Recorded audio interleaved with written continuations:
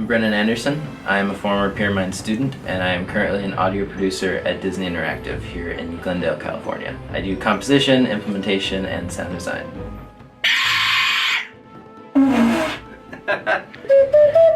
What specifically did you learn at Pyramind that super prepared you for your day-to-day at Disney?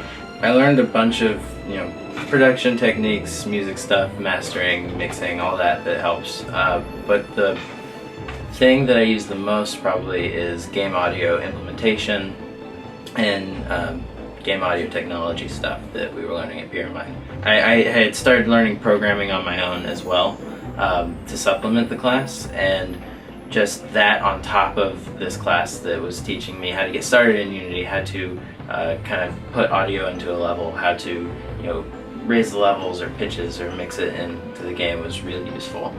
So post Pyramind, when did you start at Disney, and talk a little bit about getting a job and how that all looked? Yeah, so I remember the exact date was October 7th, 2013. After Pyramind, Matt Donner sent me an email out of the blue. I remember I was at a doctor's office, and I checked my phone. I got an email from Matt saying, "Can you move to Glendale?"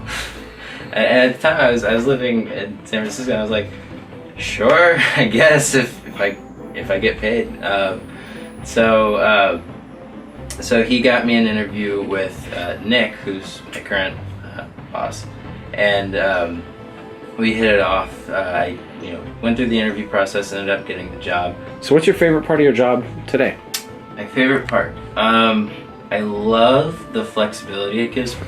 I think part of it is just having a super awesome person to work for, but I get to work on all facets of audio. I do some sound design, but mostly I do music and implementation. And I love doing music and implementation, especially thinking about them at the same time.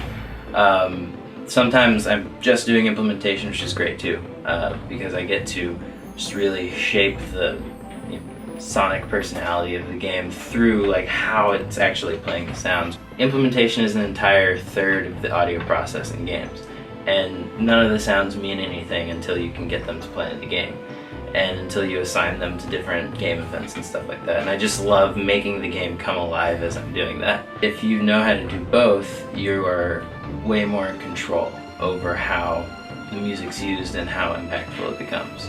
So I did Star Wars Assault Team, which was a little card RPG on mobile. Most of the games I do are mobile. I did that. I did some of the music in the new Star Wars Commander, along with a couple of my coworkers. Some other stuff I worked on, the Frozen Freefall game.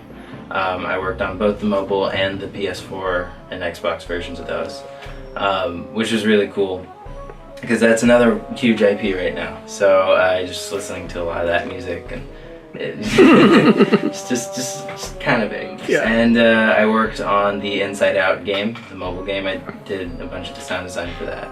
So that's one of the things I get to do too, is engineer some sessions. Every couple weeks we end up having a new recording session. It's nice sometimes just to be able to get away from, as much as I love it, writing music or implementing or whatever, and just being able to hear voice talent and hear awesome people do these crazy character voices that sound nothing like their real voice, and it's just really fun. Took a few mixing classes. We tracked live instruments, guitars, some drums and stuff, yeah, I mean I've used all of that.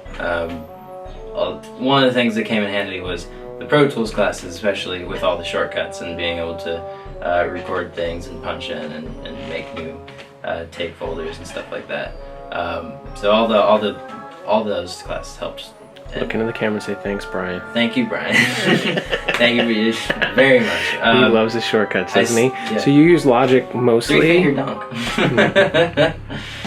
Yeah. So for music, I use Logic. Okay. I have always used Logic for that, just because I've always had a Mac, I guess.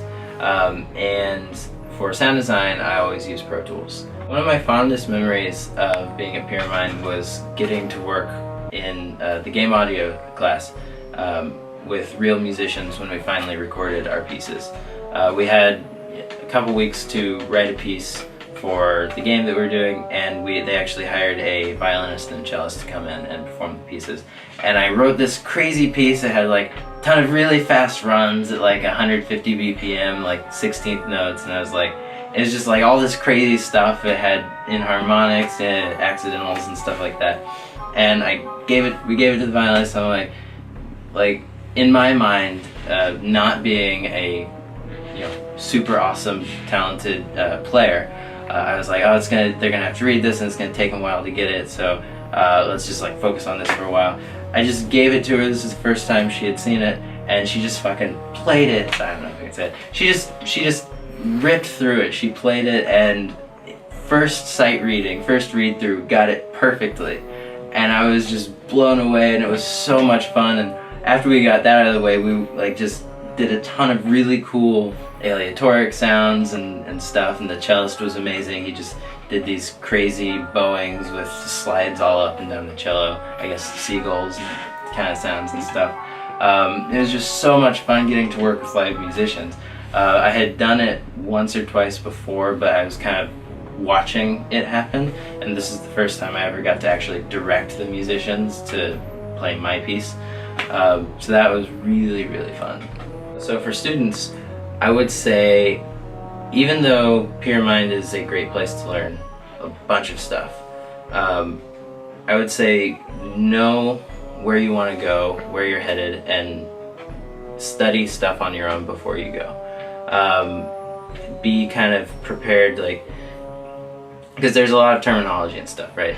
So if you know that terminology up front, and if you know what a mode is and what the different modes are, you're a lot easier equipped to deal with the kind of stuff that we do in Pyramind. When you go into Matt Donner's class, learning about modes and writing for modes. And if you kind of know even just a little bit more about it before you go in, the criticism, the constructive criticism and feedback that you get can be much more powerful. Stay passionate. Just do what you love and want to do, and just keep moving towards it at any cost. Learn what it takes to be a game audio professional. Study with the team that's delivering award-winning content to the world's largest entertainment companies. Take your first step towards a career in music and sound for visual media. Visit Pyramind.com.